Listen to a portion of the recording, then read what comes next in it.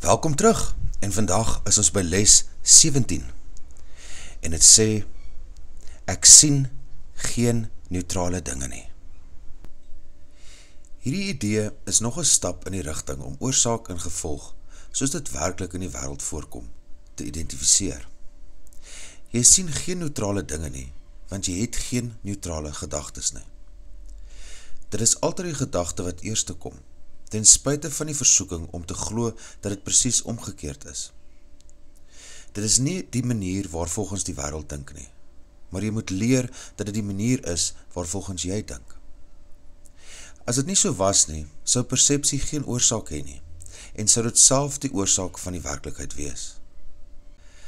Gesien die uiters veranderlike aard daarvan, is dit allermins waarskynlik.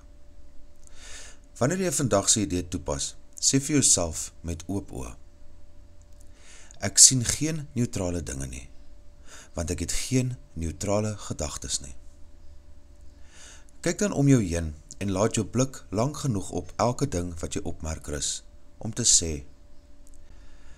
ek sien nie 'n neutrale, vul in, nie, want my gedagtes oor, vul in, is nie neutraal nie. Jy kan byvoorbeeld sê, ek sien nie 'n neutrale muur nie, want my gedagtes oor mure is nie neutraal nie.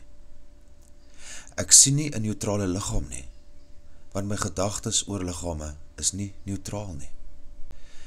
Dit is soos gewoonlik noodsaaklik om geen onderskeid te maak tussen wat jy glo lewendig of lewenloos, aangenaam of onaangenaam is nie. Afgesien van wat jy ook al glo, sien jy niks wat werklik lewend is of regtig vreugdevol is nie. Dit is omdat jy tot nog toe onbewus is van enige gedagtes wat werklik waar en daarom werklik vreugdevol is. 3 of 4 spesifieke oefenperiodes word aanbeveel en 'n minimum van 3 word benodig vir maksimale voordeel. Al ondervind jy ook al weerstand. Maar indien wel, kan die lengte van die oefenperiode verminder word tot minder as die minuut of meer wat aanbeveel word.